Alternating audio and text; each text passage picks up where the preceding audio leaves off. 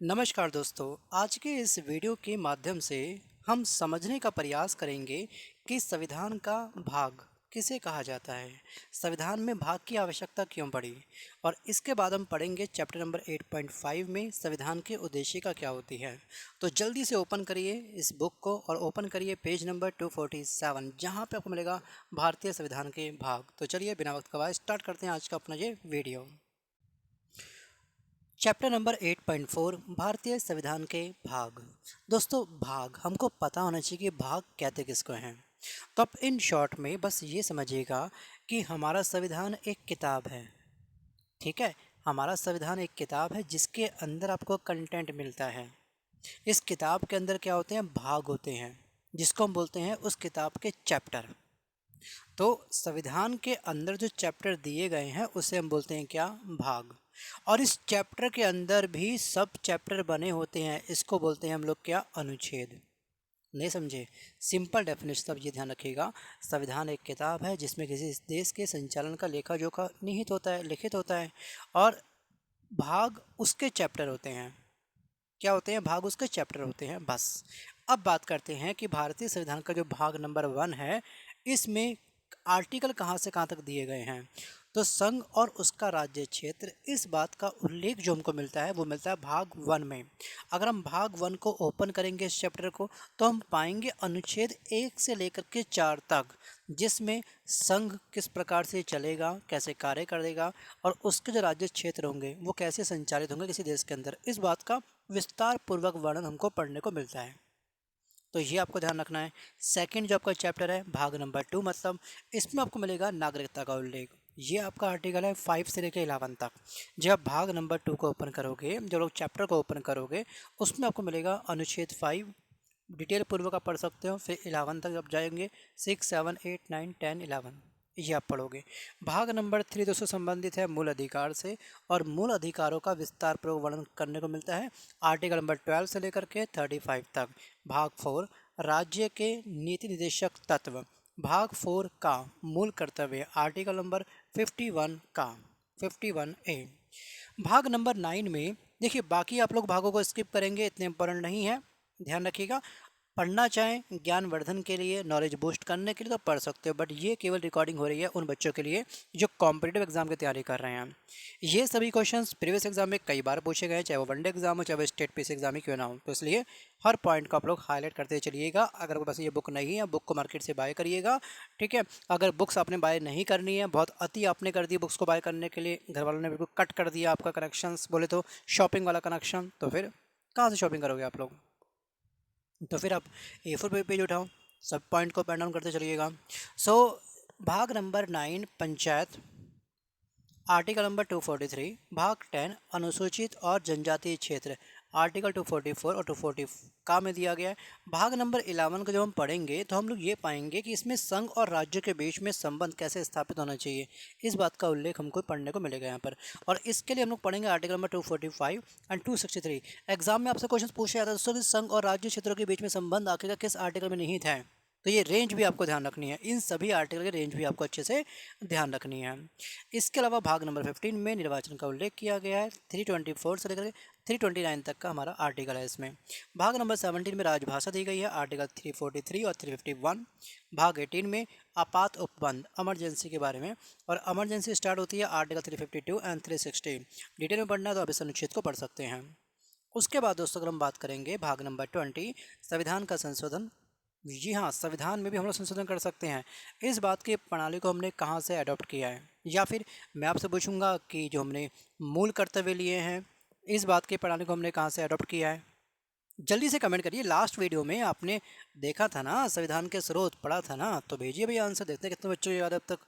सो पहली यहाँ पे अगर हम बात करेंगे लगातार, यहाँ पर अनुसूचियाँ। पहली अनुसूची में भारत के 28 राज्य हैं और 8 केंद्र शासित प्रदेशों का उल्लेख मिलता है। दूसरी अनुसूची में राष्ट्रपति, उपराष्ट्रपति और लोकसभा के अध्यक्ष का उल्लेख मिलता है। इसके अलावा नियंत्रक एवं महालेखा परीक्षक, सर्वोच्च न्यायालय के न्यायाधीश और उच्च न्यायालय के न्यायाधीश आदि के बारे में हमको जानकारी प्राप्त होती है। अब यहाँ पे आप मुझे सेंड करोगे लोकसभा के अध्यक्ष वर्तमान में कौन है। ठीक है। नियंत्रक एवं महालेखा परीक्षक कौन है और सर्वोच्च न्यायालय के न्यायाधीश का नाम क्या है? जो बच्चे लगातार हमारी क्लास को ले रहे हैं हम हमारे द्वारा, ठीक है, लाइव क्लास को, वो सब बच्चे कमेंट करिए फटाफट। आगे आपकी है 7वीं अनुसूची। इसमें आपका संघ सूची, राज्य सूची एवं समवर्ती सूची का उल्लेख किया गया है। 8वीं अनुसूची में आपको मिलती हैं भाषाएं।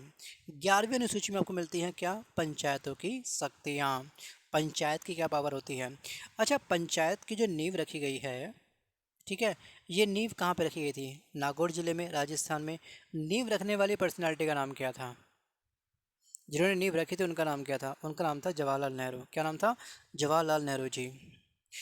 अब बात करते हैं संविधान की उद्देशिका, जिसे बोलते हैं प्रस्तावना, जिसे बोलते हैं प्रियम्बल। ठीक है, क्या बोलते हैं उसको? प्रियम्बल। ये आपको याद होगा। आखिरकार दोस्तों, सबसे पहले हमको ये समझना है कि संविधान की उद्देशिका की आवश्यकता क्यों पड़ी, क्या इसका महत्व है। दोस्तों, भारतीय संविधान जब स्टार्ट हुआ था, प्रारंभ में जब संविधान बनने वाला था, उस समय एक उद्देशिका का संविधान के निर्माण में महत्वपूर्ण भूमिका थी। भाई, उद्देश्य क्या है? आप जो अभी ये वीडियो वॉच कर रहे हैं, इसका कोई ना कोई उद्देश्य होगा। आप जो सुबह आपने रोटी खाई है, चावल खाए, जो भी आपने दाल मखनी खाई, कुछ भी आपने खाया हो, उसका कुछ तो उद्देश्य है कि मुझे एनर्जी चाहिए बॉडी को।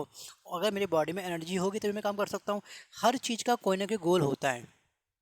कुछ लोग हाँ गोल की आड़ में टाइम पास करना अच्छा करते हैं, बस टाइम बिता रहे हैं अपना फ़ोन के आगे, वो अलग बात है, लेकिन मैक्सिमम हर बंदे का कोई ना कोई उद्देश्य तो पक्का होता है। तो वैसे ही हमारे संविधान का भी एक उद्देश्य था, इसको बोला गया संविधान की उद्देशिका। इसका महत्व ये था कि हम शुरुआत करने से पहले हम कुछ पहलुओं पर डालें नज़र कि आवश्यकता हमारे इंडिया की क्या क्या है। इसको बनाने से पहले उद्देशिका में उस आधारभूत दर्शन का उल्लेख किया गया, जैसे राजनीतिक गतिविधियां क्या होंगी भारत के अंदर, धार्मिक कोई प्रहार ना हो जाए, धार्मिक कुछ कोई हम लोग गलती से हनन ना कर बैठें किसी धर्म का, ठीक है, और नैतिक मूल्यों का भी हम लोग क्या करें, बहुत अधिक ध्यान रखें। उसके बाद ही हमारा क्या होगा, संविधान निर्मित होगा। इसे बोलते हैं क्या? उद्देशिका। जैसे आपको उद्देशिका आपको याद होगी ना कि हम भारत के लोग भारत को एक महत्वपूर्ण प्रभुत्व संपन्न समाजवादी पंथ निरपेक्ष लोकतंत्रात्मक राज्य बनाने के लिए तथा उसके समस्त नागरिकों को वगैरह वगैरह वगैरह। याद आया आपको? एक लंबी सी ये लाइन है। अगर आपको पूरी उद्देशिका याद है तो आप मुझे ज़रा कमेंट करिएगा। जल्दी से आप मुझे कमेंट करिए, देखते हैं कितने बच्चों को याद होगी।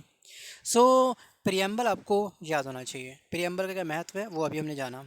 दोस्तों, संविधान निर्माण में महत्वपूर्ण भूमिका निभाने वाले संविधान सभा के एक मेंबर हैं सर अलादी अय्यर। इनके अनुसार संविधान की जो प्रस्तावना है, जो प्रियम्बल है, ये हमारे दीर्घकालिक सपनों का एक विचार है। ये कथन किसका था? एग्जाम में क्वेश्चन पूछा कि संविधान की प्रस्तावना को दीर्घकालिक सपनों का विचार किसने कहा था? तो ये कहा था सर अलादी। ये नाम आप साइड में लिख लीजिएगा इस बुक के साइड में, ठीक है। सर अलादी कृष्ण स्वामी अयंगार, या फिर अय्यर, अय्यर सॉरी, अयंगार नहीं, अय्यर नाम है इनका। मेरे जस्ट अभी थोड़ा सरनेम में ना, साउथ के लोगों के सरनेम में थोड़ी सी दिक्कत होती है, तो ये अय्यर नाम है पक्का। मैं अगेन रिपीट कर रहा हूँ, दोस्तों नाम इनका लिख लीजिएगा, सर अलादी कृष्ण स्वामी अय्यर। इन्होंने ये कहा था। अब यहाँ पे अब थोड़ा सा और आगे बढ़ते हैं हम लोग, अब बढ़ते हैं इस चैप्टर की ओर कि संविधान ठीक है, संविधान की उद्देशिका में संविधान के ध्येय एवं उन आदर्शों को प्रस्तुत किया गया है जिन पर हमारा संविधान और शासन प्रणाली क्या होगी, शासन प्रणाली आधारित है। पहला पॉइंट ध्यान रखिएगा कि जिन्हें संविधान स्थापित करना और आगे बढ़ाना चाहता है। इसका उद्देश्य क्या होगा कि संविधान स्थापित हो सुचारू रूप से, सकारात्मक रूप से, शांतिपूर्वक, और हमारा भारत आगे बढ़े। और 42वें संविधान संशोधन अधिनियम जो हुआ था 1976 में, इसके द्वारा संविधान की मूल प्रस्तावना में समाजवादी, पंथ निरपेक्ष और अखंडता शब्दों को जोड़ा गया था। ध्यान रखिएगा, समाजवादी, पंथ निरपेक्ष और अखंडता जैसे शब्दों को किस संविधान संशोधन में जोड़ा गया था? तो ये था आपका 42वां संशोधन। कब हुआ था? 1976 में। इसके बाद हम बात करते हैं, सीधे आते हैं इस पॉइंट पर कि केशवानंद भारती बनाम केरल राज्य 1973 मामले में सर्वोच्च न्यायालय ने स्पष्ट किया उद्देशिका संविधान का भाग है और उद्देशिका में संशोधन भी किया जा सकता है। आवश्यकता पड़ने पर संविधान में क्या कर सकते हैं हम लोग? उद्देशिका के अंदर भी संशोधन कर सकते हैं। ये पॉइंट आपको अच्छे से ध्यान रखना है। 1973 ये वर्ष आपको ध्यान रखना है, ठीक है। कोई दिक्कत तो नहीं, बहुत ईजी पॉइंट था ये आप लोगों के लिए। इसमें अब यहाँ पे अगले वीडियो में हम डिस्कस करेंगे आपके सामने संघ और उसके राज्य क्षेत्र के और फिलहाल इस वीडियो को यहीं पे समाप्त करता हूँ, क्योंकि एक ही वीडियो में सारे चैप्टर रिकॉर्ड करना पॉसिबल नहीं हो पाता है, क्योंकि वीडियो की लेंथ बढ़ जाती है, फिर बच्चा लंबा वीडियो वॉच नहीं कर पाता है। बाकी मैं कंपाइलेशंस वीडियो शायद बुक्स कंप्लीट होने के बाद में अपलोड कर दूंगा। बाकी इसकी कोई शॉर्ट ही नहीं है कि आप उसका इंतजार करो, इन सब वीडियो को इग्नोर मारो, ऐसा मत करिएगा। ठीक है, बुक्स को मार्केट से बाय करिए, वीडियो पसंद है वीडियो को लाइक करिए, अदरवाइज वीडियो को डिसलाइक मार दीजिएगा, कोई दिक्कत नहीं मुझको। मिलता हूँ जल्द नए वीडियो के साथ, तब तक धन्यवाद, बाय बाय।